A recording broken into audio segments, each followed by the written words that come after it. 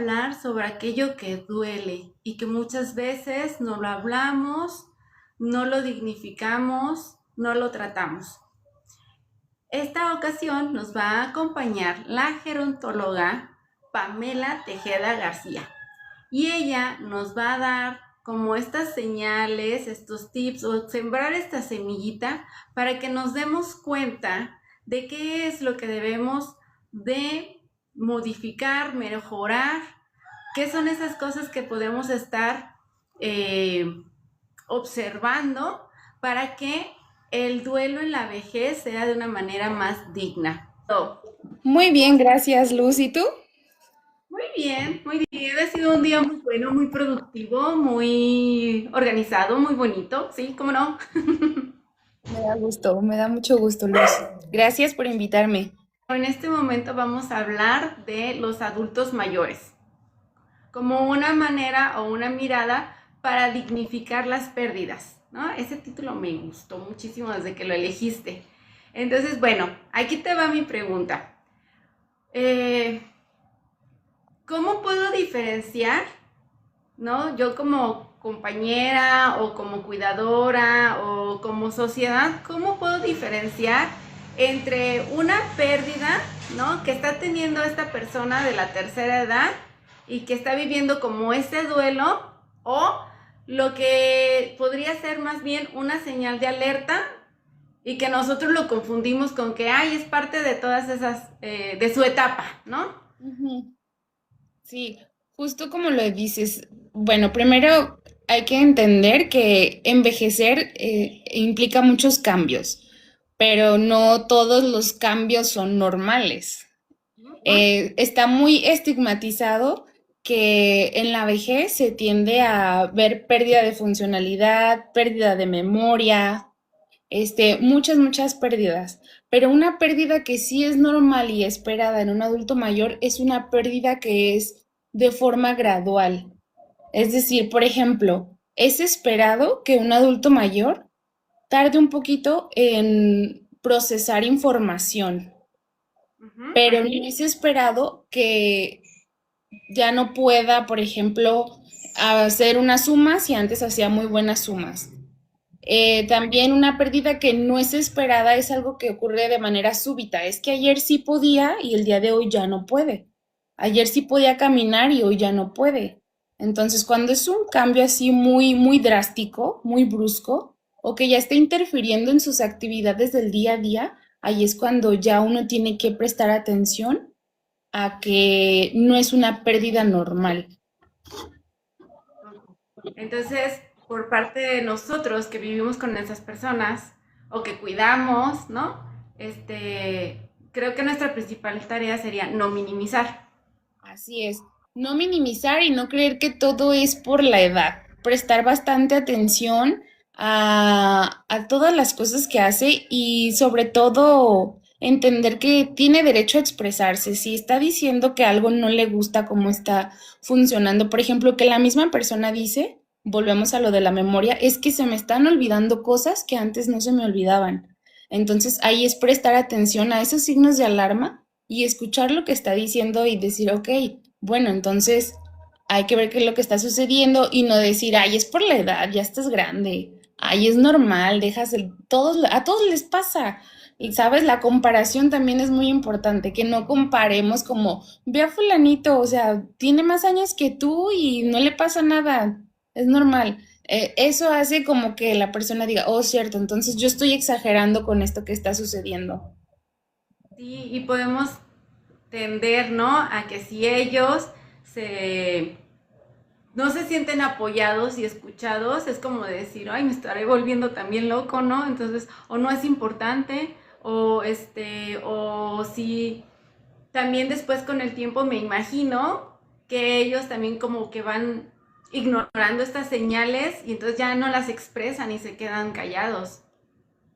Así es, sí, comienza a haber aislamiento, comienza a haber como ese sentimiento de soledad, de inutilidad, de entonces lo que yo digo, pues no importa para qué digo, ya no salen. Por ejemplo, mi abuelo tiene 88 años ya y hace tiempo comenzó a perder funcionalidad, pero todos lo veíamos como parte normal del envejecimiento. De eso ya que te platico ya tiene bastante tiempo.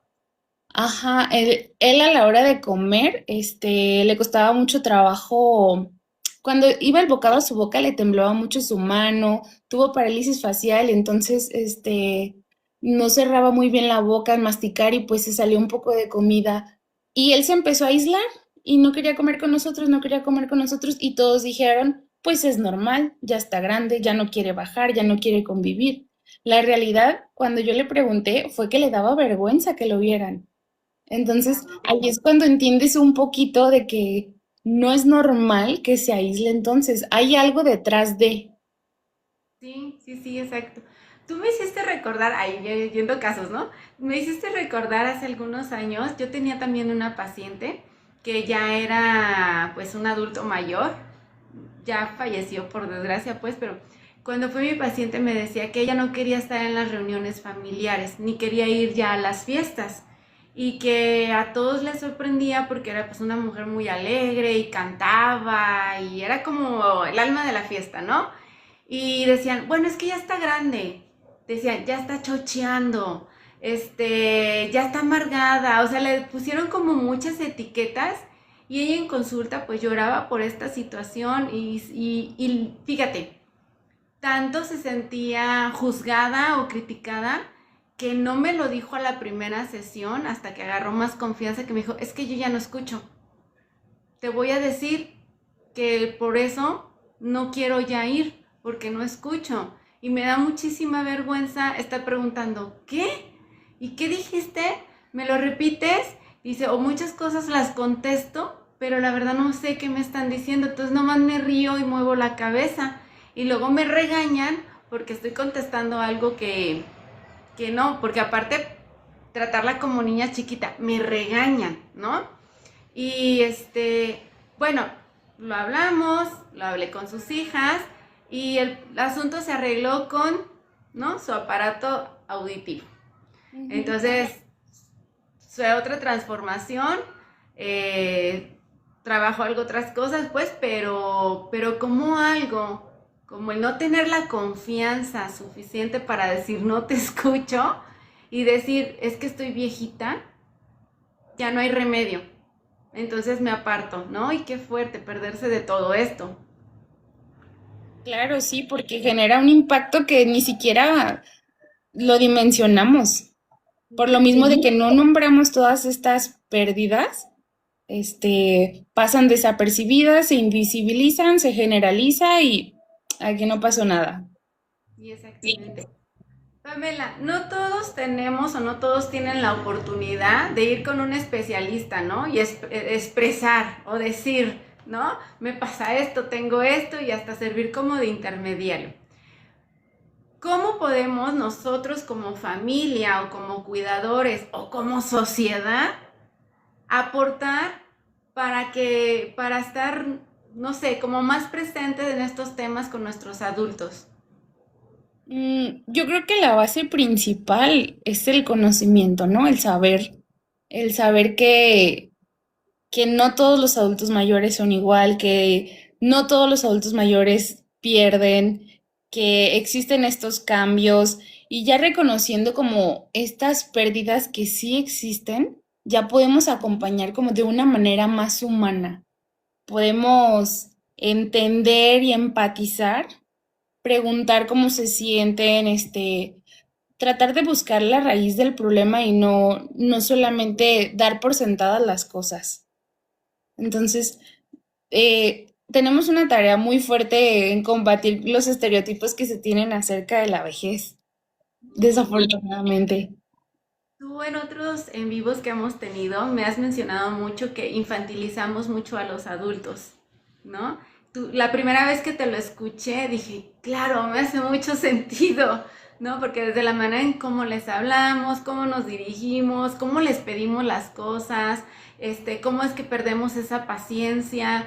Entonces, sí, o sea, son adultos, o sea, están en todas sus capacidades, están con todo su derecho de elegir, de decidir, ¿no?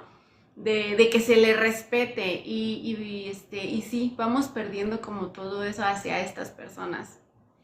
Sí, claro. Mencionaste algo muy importante, el derecho a poder decidir.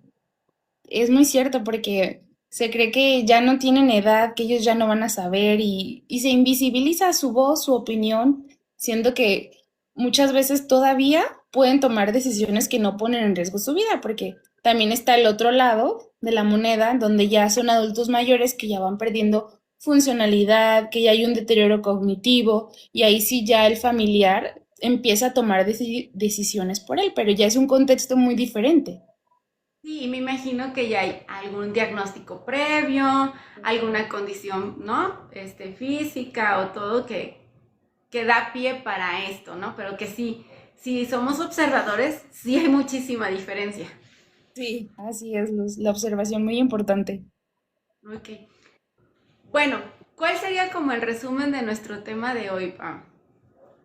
Mm, bueno, yo creo que es necesario entender que las pérdidas, que hay muchos tipos de pérdidas, que hay pérdidas en las relaciones, hay pérdidas que se dan a lo largo de la vida solo porque sí, cuando cambias un trabajo, hay pérdidas de capacidades, pérdidas materiales.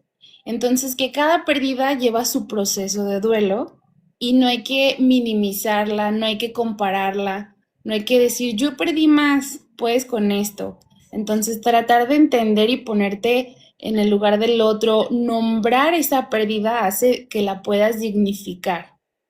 Entonces, es muy importante entender que en la vejez hay muchas pérdidas y se van acumulando, ¿sabes? Porque, por ejemplo, hay pérdida de trabajo, puede que haya pérdida de, como ya lo decíamos, de alguna capacidad, ahí ya van dos, no sé, pérdida de un familiar, un amigo, un vecino, que deja de asistir a reuniones, ya hay muchas pérdidas que cada una requiere su proceso de duelo. Entonces entender que puede haber un acúmulo de pérdidas y es necesario abordar cada una.